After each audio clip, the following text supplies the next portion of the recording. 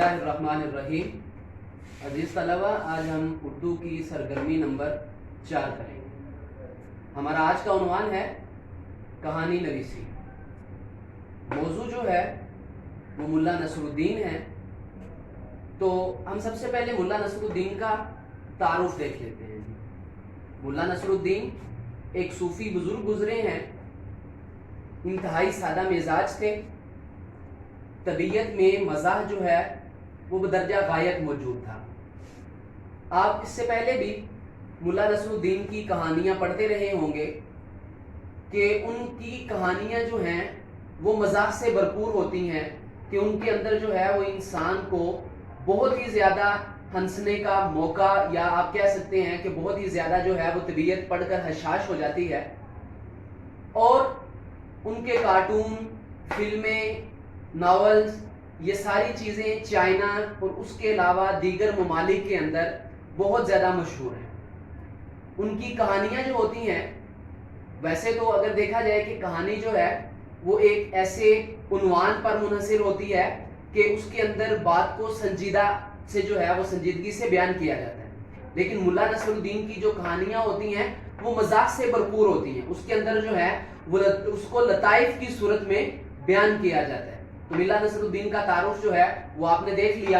پھر اس کے بعد عزیز طلبہ ہم کہانی نویسی کی طرف آ جاتے ہیں کہ کہانی کیسے لکھی جائے گی اور اس کے اندر کیا کیا چیزیں جو ہیں وہ کہانی کے لکھنے کے اندر شامل ہونی چاہیے۔ تو سب سے پہلے جو ہے وہ کہانی کا آغاز ہوتا ہے کہ کیسے جو ہے وہ کہانی کو آپ نے شروع کرنا ہے۔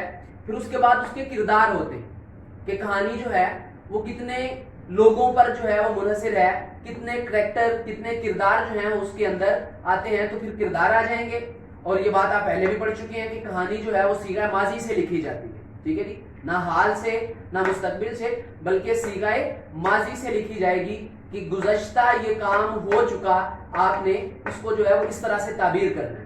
پھر اس کے بعد واقعات کی ترتیب اور تسلسل، کہ آپ جو واقعہ بیان کر رہے ہیں، آپ جو بات بتا رہے ہیں، اس کے اندر ترتیب کا ہونا ضروری ہے، ترتیب ہونی چاہیے۔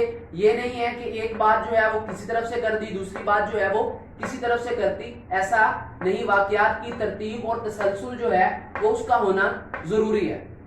اور اینڈ پہ، آخر پہ سب سے اہم بات کہ جب بھی ہم کوئی کہانی لکھتے ہیں تو اینڈ پہ اس کا نتیجہ یا اخلاقی سبق ہوتا ہے، اور اس کا لکھنا جو ہے وہ بے حد ضروری ہوتا ہے۔ تو اخلاقی سبق اور نتیجہ جو ہے وہ آخر پہ آ جائے گا۔